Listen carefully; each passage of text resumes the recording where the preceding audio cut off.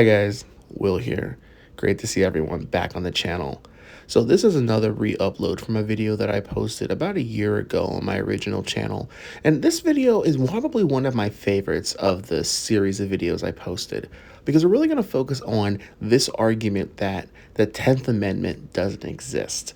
Now, if you look at the frauditors and their content in their videos, they swear that the First Amendment is absolute because it's in the Constitution. And my response is, if the First Amendment is absolute, why is the 10th Amendment not absolute? If you're unaware what the 10th Amendment is all about, watch the video. It'll explain everything. Hopefully you guys enjoy. Hi guys, Will here. Thanks for joining this video. In this video today, I thought I would put out another video talking about our, well, fearless. Quit touching my penis! Professional. Quit touching my penis! Courageous. Quit touching my penis! Revolutionary. Quit touching my penis! And a very proud freedom fighter. Quit touching my Look at him penis! taking my. I love these videos. Honestly, the work that these frauditors do is so comical and so entertaining to me. But, you know, I think it's time I came clean with you all. And that is, I'm at a bit of a loss. I'm having trouble finding cases, statutes, laws, all those things. I'm having trouble finding them to diffuse what the frauditors do. I mean, according to what I've been able to find so far, what the frauditors do is 100% lawful, and I can't really back it up. If only there was some law that specifically stated that the frauditors' claim to the First Amendment is false.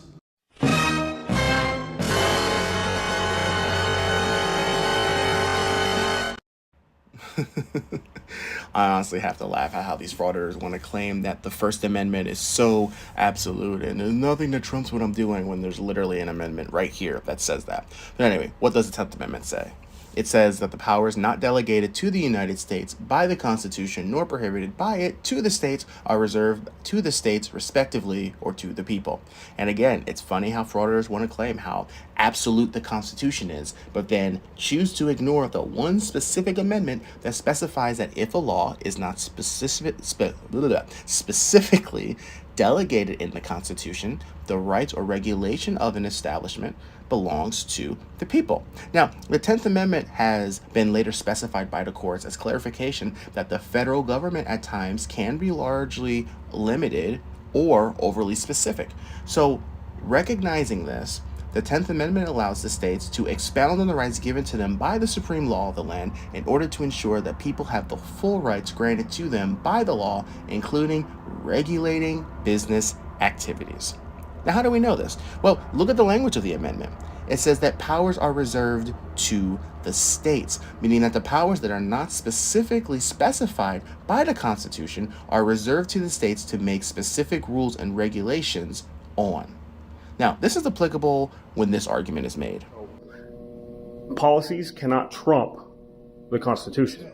Well, please follow our rules. No, that's You can't record in here, sir. a rule does not trump the First Amendment. Wait. Enforce a judicial order, and you're violating that. Are you law enforcement? Or Yes, I order am. Enforcement?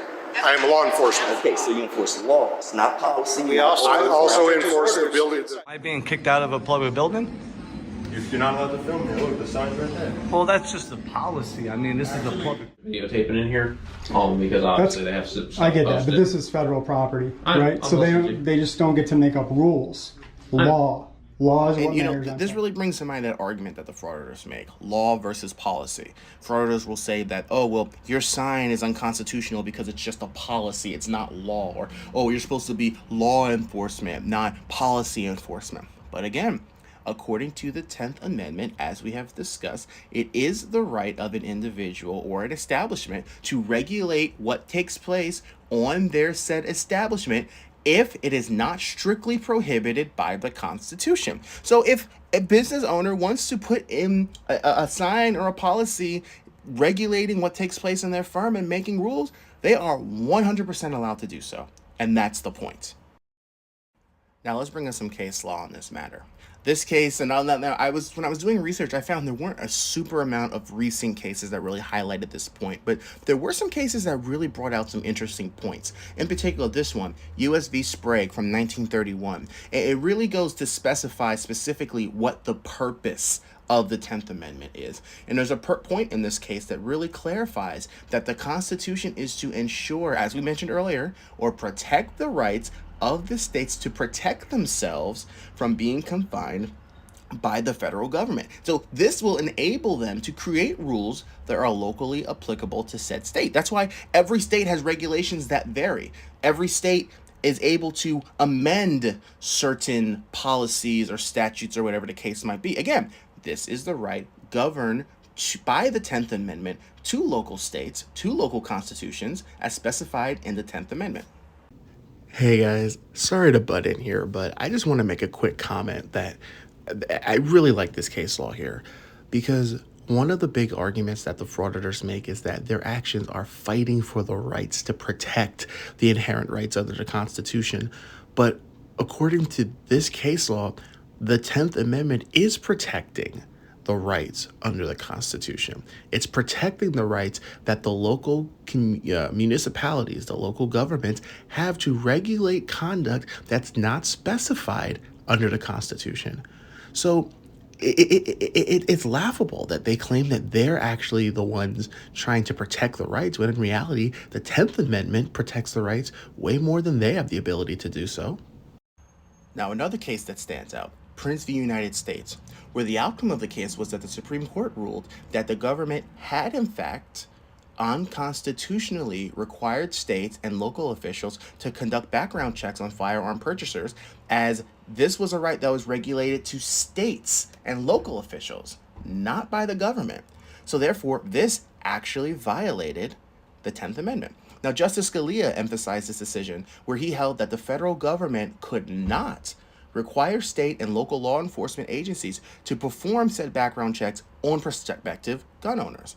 So again, it goes to show that the Supreme Court has ruled that states have the right to govern or make rules and regulations that are not 100% specified in the Constitution, which is, again, against what the frauditors' argument is, that the First Amendment is absolute, because it's not. The Constitution, yes, is to protect the rights of individuals, but that doesn't mean that one person's rights trump everyone else's rights, or an individual can pick and choose what rights they want to enforce.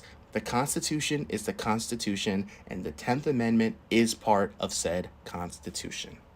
So my question all this to the frauditors is the Constitution absolute or not? You say that you're fighting for our rights under the First Amendment to stick cell phones in people's faces, but if that amendment is absolute, why is the 10th Amendment not absolute, saying that the powers are reserved to the states? Or vice versa to the frauditors. If the 10th Amendment means nothing, why should we listen to them when they say that the First Amendment under free press means everything?